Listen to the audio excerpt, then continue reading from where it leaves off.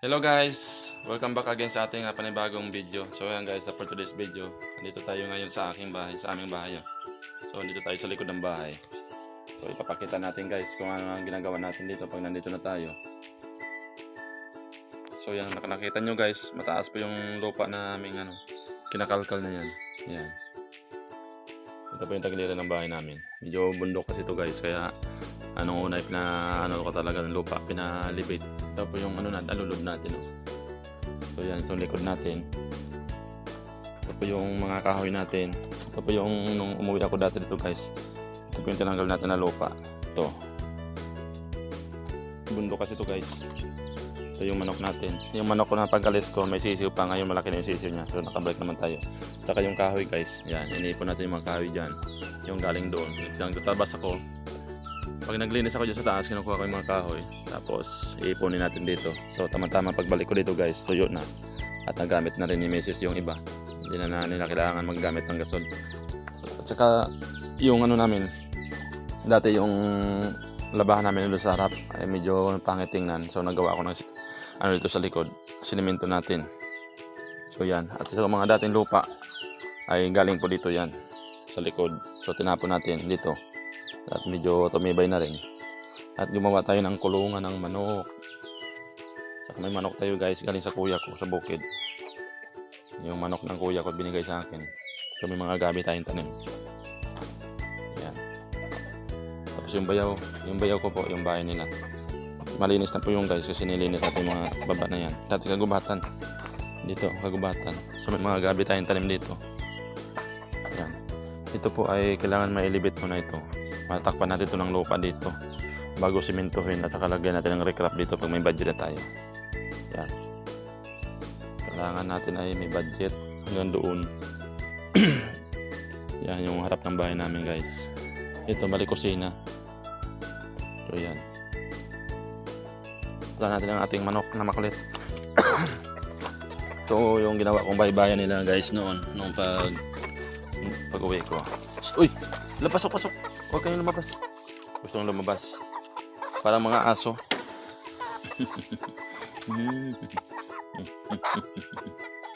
Parang mga aso sila guys. Sumasama.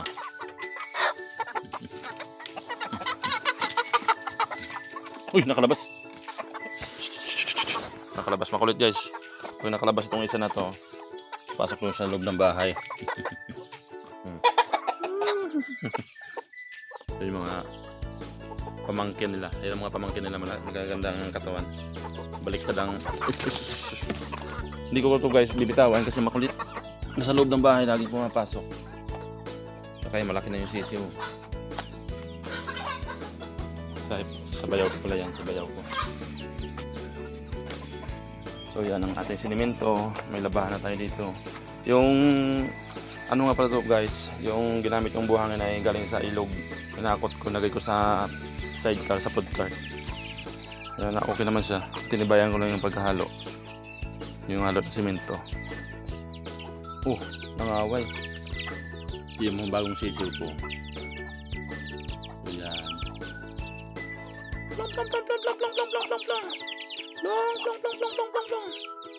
Nalaki na sila guys. So, yun po doon, nililinis natin yan hanggang doon. Tapos may tanim tayong kalabasa mataba na. Doon. Yan, at saka may mga gabi tayong tanim. Pag wala pa akong ginagawa dito guys, habang nagpapahinga, so naglilinis-linis ako dito, tatabas. Tapos, tatanim-tanim tayo. Tama-tama pagbalik ko dito guys, ay mayroon. Okay na. So, yan, sa taas, malinis na. Tumubo-tubo na yung damo. So, dito tayo guys. Akit tayo sa aking ginawang hagdan-hagdan. Ayan. Ito yung ginawa natin hagdan guys. Papunta dito sa taas. Ayan. Gawa tayo ng hagdan. Pinakalkal ng manok. So yan. Ito po yung taas ng bahay natin. Yung bahay namin. So yan. Yung kusina. So yun. Saka yung saging. May screen niya pala yung bahay guys. Pinalagyan ko ng screen niya. Yung screen. Para yung sa alulod. Kasi stainless po yung alulod. Kailangan po ay lagyan natin ng screen para hindi pumasok sa loob ng alulod. Pero meron din pumapasok. Kaunti lang. Ayan. Medyo kinalawang na guys yung bubong ng bahay kasi matagal na. Ilang taon na itong bahay namin bubong. Ilang taon na dito. So kailangan na rin to siguro pagdating ng mga ilang taon na ipapalitan na rin to. Maano din kasi ang color na expired din. So yan. Medyo maraming dito guys. Dahon gawa ng mga puno ng kahoy. Dito ay hindi masyadong mainit dito sa bahay namin. Gawa ng mga kahoy na ito. So, yan. Itong kusina, medyo bago pa yung color na yan. Yan. Yan lang po, ganyan lang po guys ang bahay ko. Maliit lang to, simple lang. Nandito kami sa bukid. Tapos kalsada doon sa baba. So yung itong medyo malapad, yan. Kung kita nyo kung gaano kataas yung lupa na yan na tinanggal. Tinanggal ko yan, binungkal ko. Nung pag-uwi ko. Yan. Tapos dito, yun. Bala ko dito guys, lalagyan ng tubig. Tangke ng tubig dito lalagay. Masama yung sisiw. Yan nyo naman guys, oh. Lapad. Mataas. So kailangan pa natin itong tanggalan pa ulit ng lupa dito. Yung bintana namin yan. Kusina. Kailangan pa natin matanggal dito guys. Dito banda. Kailangan medyo matanggal pa ang lupa dito. Kasi malawak pa dito sa taas eh. Tapos lalagyan natin ng dito. Tangke ng tubig para malakas yung flowing ng tubig. So ang gamit namin tubig guys ay di kuryente. Lalo nga yung tag-init. Yung natiyahin ko ay hindi kuryente. Wala ng tubig yung makina nila. Kasawa ng Panginoon yung sa amin naman ay wala namang hindi sumasablay. Malakas pa rin tubig. Ang tubig namin sa baba. Nasa baba siya. Dito tayo guys. Yan. Yan po yung ating hinukay. Binungkal natin yan na doon. Tapos yung ating tanim na halaman ay nabuhay na. Yan, buhay na yung tanim natin guys. Halaman. Yan, mga tanim natin. Dito, ginawa ko mga upuan. Ito, kinalkal ko ng lupa na ito. Tapon ko doon sa baba.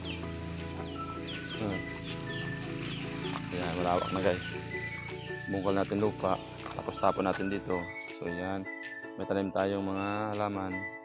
May tanim tayong, yung papaya kong tinanim yung bago umalis.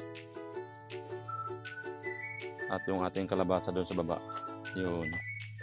Ang kalabasa yan. Kasi tinabas ko dati dito guys. Nung tag-init. Tinaman na ng kalabasa, sinunog ko muna. Dati kagubatan ito dati. Saka dito banda, kagubat pa. Kasi ang lupa dati guys, hanggang dito lang yung lupa. Dito. Yan. Papunta doon. Mataas yan. Ito lang yung mababa. Ito doon sa likod. Medyo marami pang kailangan dito magastos pa to guys. Marami pa tayong gagastusin pera dito. Bago natin itong ilibit ang lupa dito kasi matigas, masyadong matigas to guys yung lupa dito. Yung kuya ko surrender dito, putok-putok yung kamay. So dito ay may hagdan tayo pababa. Yan po yung hagdan ng bahay natin pababa. So yung bahay ng hipag ko sa baba. So yun hagdan natin guys. Hindi pa nga gaano tapos kasi wala pa tayong budget. Tapos ito ang magiging interest natin nandito. Yan yung tiles ng bahay. So ito ang alaga si Chokoy. Si Chokoy. So mula dito guys hanggang doon sa baba ay nasa 40 step hagdan. Pero yung ginawa ng pinsan ko ay medyo malapad yung paggawa niya ng hagdan. Kaya hindi lang ito 40 step siguro pag medyo maliit-liit. Yan pababa. Doon. So yung tanim natin, mayroon tayong tanim doon, no? Mayroon tayong kalabasa at saka ating patula. Buhay na si patula. So yun guys, hanggang dito na lang po ang ating video. Maraming salamat po guys. And like and share po at subscribe po ng ating YouTube channel. Maraming salamat po sa inyong support yan guys. At ngayon lang tayo uli nakapag-update ng ating video. Maraming salamat. God bless po sa inyong lahat dyan. Bye bye.